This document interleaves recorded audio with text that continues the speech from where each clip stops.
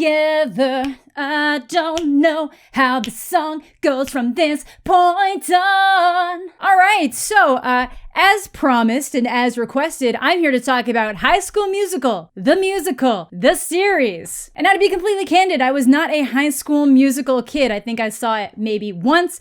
I remember a bunch of the songs getting played like in between television shows on the Family Channel, which was the Canadian version of the Disney Channel. That's right, we had a Canadian version of the Disney Channel, not just the Disney Channel. Don't worry, we had all the same shows. Did you guys have Famous Jet Jackson? Like, can anybody confirm or deny the existence of the show Famous Jet Jackson? But anyways, let us get to the show. So if you guys could not tell by the title, because I know it's a little bit confusing, the premise of the show is that it takes place at the school where High School Musical was actually filmed. They're not the Wildcats, they're actually the Leopards in real life, but so it takes place at this school where it was filmed, but the school itself has never actually done a production of the High School Musical, the musical, so that's what they're going to do. They're going to do a production of High School Musical, the musical, and it takes part as a series inside this school while they do the musical. I know, I bet you couldn't have worked that out from the title alone. That's what I'm here for. It's what I'm here for. So right off the bat, I didn't really know what they were going for with this show. Like, I can't tell if they're just going for something like Glee, or if they're going for The Office, or if they're just going for some like super watered down version of both of those put together. It's that one. It's just a watered down version of other. Okay. It's that. So it basically starts with this like crazy girl that I remember from the trailer I watched for my Disney Plus video, watching High School Musical on her phone, and then this like drum beat starts in the background that I am positive is actually like straight out of Glee.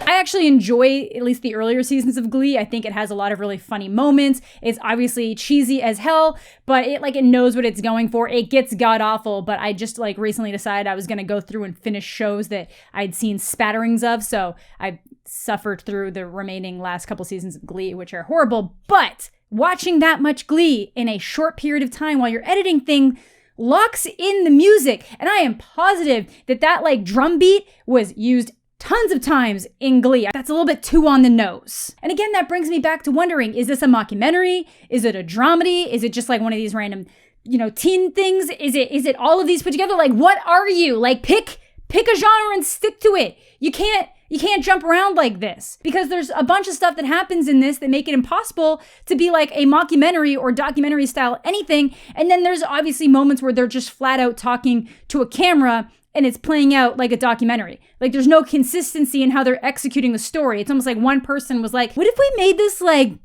The Office, so that the characters could like look at the camera and it would be like really fun and cute. You're not Jim. Don't pretend to be Jim, you weird knockoff Archie. Like, honestly, right here, there is a flashback that would not be possible in a mockumentary because it wasn't something that they were being filmed doing. I don't know what they're going for. Like, I'm cool with it. It's fun and it's cheesy, but I don't like it. Why couldn't they just pick a theme and run? So either way, it's a brand new school year. Everybody's really excited that they're doing High School Musical, the musical. We get the idea that like this girl and knockoff Archie were kind of into each other. I'm going to call him knockoff Archie because he looks exactly like what I imagine they were probably attempting to go for Archie and Riverdale. Either way, we get the idea that knockoff Archie and potential Gabriella were like together, and then this cringe happens with this flashback. Because again, here's a flashback. You couldn't have that in a mockumentary. And it's when they introduce those two and like the struggles they've had that you 100% find out that they are in fact going for a mockumentary vibe at the same time. It was my idea to take a pause, okay? Nene was going to theater camp, and not to brag, but I'm not exactly intimidated by guys who voluntarily wear tights. And you at least find out that these two had something together, but, they're on the outs now. So, we want to know why they're on the outs. So it cuts back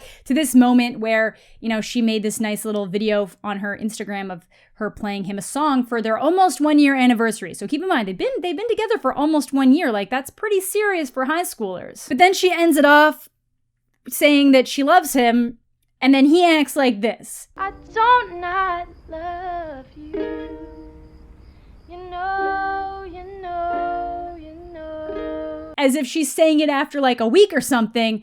And is it possible to die from secondhand cringe? Because he's clearly not into these implications or the fact that she ends up flat out saying it. He is super not into it. And I want to puke. Like, I can literally make it through Scott's Tots without even flinching now. It's not even an issue for me. But this makes me want to puke. Because, like, for real, dude, you guys have been together for almost a year. Just chill. Just calm down, man. Just calm down. So it cuts back to school, obviously, where he's like, oh my God, I said we were just on a little bit of a break, not a breakup. And she's like, yeah, well, we're broke up now. And I'm like, hell yeah, get out of here, dickwad. Because she's now with a guy who seems like a nice jock. And honestly, I'm here for the resurgence of the nice jock. We had JP and Let It Snow. Wait, what's this guy's name? EJ. EJ and JP. Well, either way, we're here for it. We're here for the nice jocks that build people up, not try to tear people down and be manipulative little dickwads like knockoff Archie here.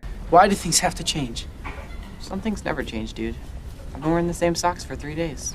Was that supposed to be a joke? Okay, either way. So they're in the assembly now, and they're being told about the fact that they're doing this musical. The crazy lady announces that she was actually one of the backup dancers in the original High School Musical, and she's looking like, I feel like she looks way too old to have been in the original High School Musical. Like, is that a joke? Was she actually in the original High School Musical? I don't know. Like, she doesn't look old, but she just looks too old to have been in the original High School Musical. That's all I'm gonna say. And then here's the title screen. And I get it. Honestly, the title, while it's fun to rip on, is pretty funny. They clearly knew what they were going for with it. It's supposed to be ridiculous. I'm okay with that. It makes it really fun to have fun with. It's funny. They did at least a good job with that, because if you're gonna do something like this, you really gotta steer into it. But again, they're not quite steering in hard enough. Like, they have a bunch of elements where it seems like they're trying to be Glee, but because it's Disney, they're not gonna go far enough in that direction. They're not gonna make enough inappropriate jokes. They're not gonna make enough innuendos and little things like that Glee perfectly well got away with. They're just not gonna do it with this,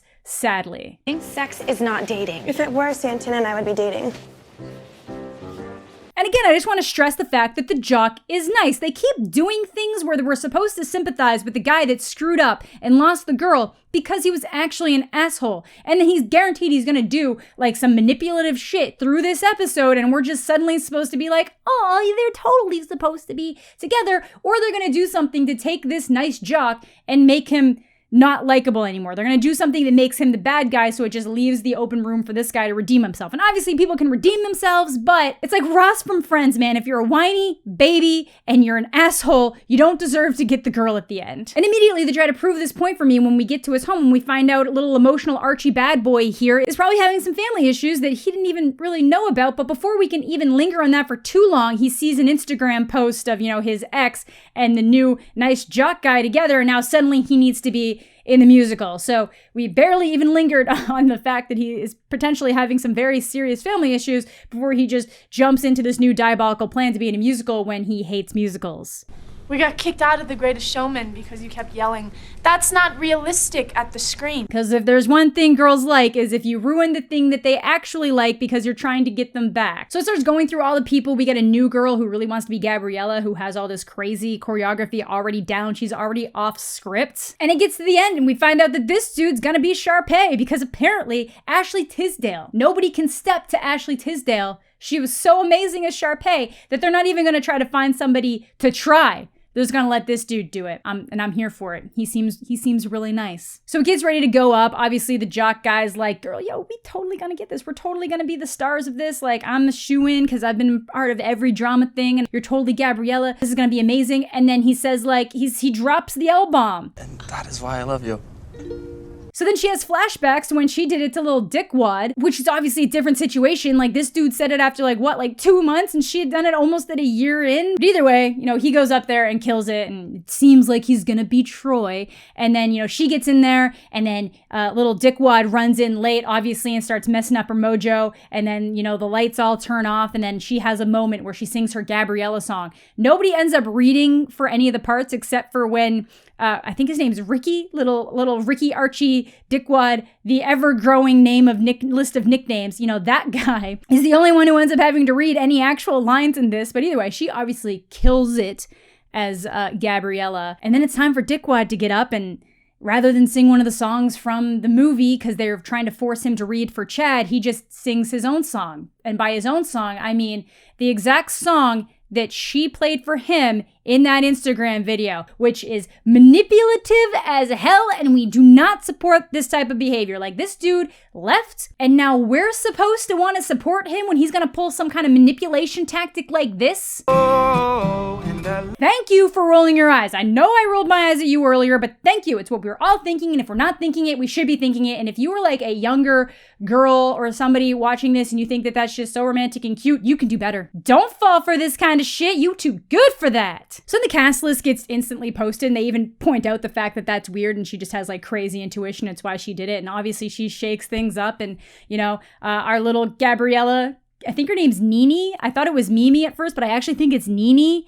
So Nini is our Gabriella, obviously, and then in a total shocker that I never would have saw coming, Ricky Dickwad gets cast as Troy, and our currently nice jock gets Chad. And then actually has this really great moment where he says, "She thinks I'm a Chad?" Well, with that jawline. But anyways, yeah, the ex-couple obviously get the lead roles because that's how things work in cinema. Cinema? That's generous. Anyway, that's how things work in these worlds. And we all know that even though this other guy's been super supportive of her and has been helping her kind of like work out of her shell and supporting her and building up her dreams, which is what you're supposed to do when you're in a relationship with somebody, she's just like, by the time this series is done, she's just gonna end up with the dickwad again anyways. Like, we know that that's where this is going. So I did end up watching the second episode as well, which we'll kind of dive into here. So right off the bat, I get hit with just a dose of extreme reality. Blessed to be playing Chad. Swipe up for a link to opening night tickets. Hi! Hey, say hi to my cousin. And bye to my cousin. She's the bomb. You're in a good mood. That's just for the fans, Ash. Inside, I'm a bucket of sad. So at this point, we're starting to see a little bit maybe of not necessarily a darker side to EJ, but we just know that he's no real JP. Like, JP was just a genuine, great, amazing person. And we're kind of getting the side that while this jock does support her the way he's supposed to, he's used to getting everything he wants in life. So I'm assuming that that's going to cause a lot of conflict down the road. And I think that that's where they're going to build it up for the possibility of him being a jerk, even though Dickwad was a dickwad first. But that's what they're going to have to do. They're going to have to find a way for us to hate the jock guy to make room for the troubled, misunderstood, Archie-looking motherfucker. I can't swear. Little dude. Archie-looking little dude. So obviously everybody starts rehearsing. He's not doing the best, but we find out that this guy definitely did get Sharpay. I'm sort of obsessed with musical theater, which makes me stand out a little bit in my family. They raise cattle and sheep. I just want to raise the roof. Dude, we gotta protect Cowboy Sharpay at all costs. He is an angel. But yeah, obviously, Dickwad gets called out for not caring and not learning any of the choreography because he's openly stated on multiple occasions that he hates musicals. He's never really watched High School Musical, and he obviously just did it so he could try to prevent her and the jock guy from getting even closer together. So he decides he's gonna quit because if he doesn't, she probably will. So then Reject Gabriella gets some ideas in her head, and she's like, if I can bring him back, she'll quit, and then the spot will be open for me. So he starts to bunker down. He learns the dance moves. He's watching High School Musical nonstop, dancing in front of his TV, just putting everyone to shame. And then obviously goes to run it by the choreography guy who is wearing the most amazing sweater. If anybody can find me this tiger sweater, and if you like post a link to it or tell me on Twitter or in a stream or in this video or just anywhere, if you can post a link to that sweater, if you can find it, I will be eternally grateful and thankful of you. Like, I want this sweater like more than I want anything right now. That's where I am in life, is that this sweater means more to me than anything. But of course, she ends up seeing him practicing with the choreography guy with the amazing sweater, and that makes her be like, oh, look, he's trying, it's so nice. So she walks out of the library and then sees the guy she's actually dating, and obviously starts having all these conflicting emotions where she's like, oh my god, obviously I still have feelings for the jerk dickwad, but this other guy is so nice to me, and but my jerk dickwad ex is actually trying now. I'm so conflicted. So she ends up stumbling into this auditorium where her boyfriend's cousin is chilling on piano, and damn, she can sing. If I could go back and change the past. Like, imagine if she had got the role of Gabriella and then the jock guy got the role of Troy like he was supposed to, but they're cousins. Like, that would be a conflict. That would have been an award-worthy television show, because they would have had to work around not doing things as cousins and not making it weird as cousins. And you'd be like, in that way. And then just to end it off, there's this one moment where she's unpacking this massive box and then gets down to this like little, BlackBerry, Palm Pilot type thing. and everybody's like, oh, what is that? Oh, is that a garage door opener? Like, if you were old enough to watch High School Musical and enjoy High School Musical, you were old enough to be conscious when people were still using phones like this. Like, you shouldn't be confused when you look at it. Like, this isn't like an episode of Saved by the Bell where Zach brings out that massive cell phone that's like this big and looks like a walkie-talkie. It's not like that. But either way, it kind of ends off where, you know, Reject Gabriella gets the phone in the possession of the jock, who's maybe not seeming so nice anymore, sadly, because he's obviously just kind of willing to do what it takes to stop what is about to be transpiring from transpiring, because obviously that's what the show has to do. They have to take the nice jock and turn him into a not nice jock, and then find a way to redeem the dickwad. And redemption arcs are okay, but I just want everyone to know that you are worth more than this kind of manipulation tactic. But yeah, overall, that's High School Musical, the series so far. It's not that great. Like, I feel like it just lines up pretty well with any other Disney show I've caught glimpses of in the past little while. I appreciate the fact that it doesn't have a laugh track. I don't know if them adding in slight mockumentary elements is to prevent them from having to use a laugh track, which is very refreshing. But again, there's just no consistency to that idea. I don't know if I'm going to continue watching this. Maybe if you guys want me to keep ragging on it or having fun with it, I don't know, but it's definitely not the most offensive form of content out there. This is definitely not something worth buying Disney Plus over or paying for Disney Plus for. This, it's not worth it. But it has potential as a concept. There's some characters in this that I find genuinely funny, but again, I just end up I don't care about the main characters. But again, I'm not the demographic for this anymore. I'm too old for this shit. I'm too boomer for this shit at this point. But anyways, let me know what you guys are thinking of High School Musical, the series, in the comment section down below. I know a lot of you guys said that you were kind of like enjoying it because you knew it was bad. And on that standpoint, it is pretty entertaining just to watch like what kind of like weird things they're going to go for. But I don't know if it fully ventures into the realm of so bad it's good, but they're definitely trying to channel that like spark that Glee had, and they don't have it. And obviously they ain't touching The Office. So that's going to do for today's video. Thank you all so much for watching. Have a fantastic day. We'll catch you all later.